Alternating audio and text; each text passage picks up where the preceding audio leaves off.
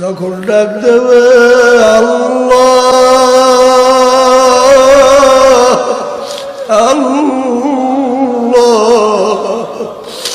মালিক তুমি তাকায় দেখো সমস্ত মানুষ ঘুমায়, মালিক আমি ঘুমাইতে পারি না।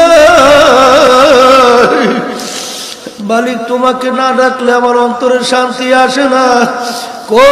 তুমি একটু আসো আসো। अल्लाह हर तमन्ना दिल से रुखसत हो गई,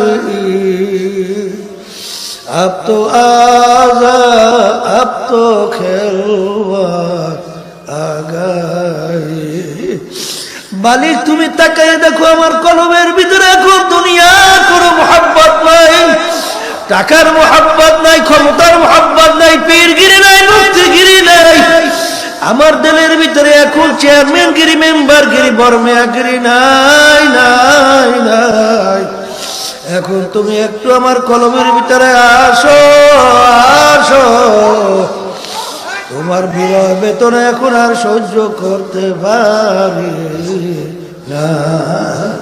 तेरे फरका से दिल गमज़दा इतना चूर है, रोकना है कि गोया खाना जब दूर है। या अल्लाह তুমি আমার দিকে তাকিয়ে দেখো, তোমার জুদাইর ব্যথাটা এমন ভাবে আমার কলিজার ভিতরে তীর মারতে থাকে, তীর মারতে মারতে মারতে মারতে এখন আমার কলিজার এখন আনাম কলিজা নাই নাই নাই। আমার কলিজার এখন সাজরা সাজরা হয়ে গেছে। আসো আসো আসো। আরে তুমি ছাড়া আমার কলিজা এখন ঠান্ডার কোনো দিক থেকে আর পাওয়া যাবে না। এই ক্ষেত্রে যাইয়া আশেকরা বলে আল্লাহ ফেরাতে দোস্তা বাসদ নেশা বাসদ আজ দোজখ মাআযাল্লাহ গলব গুফতান কে দোজখ বার নেশা বাসদ।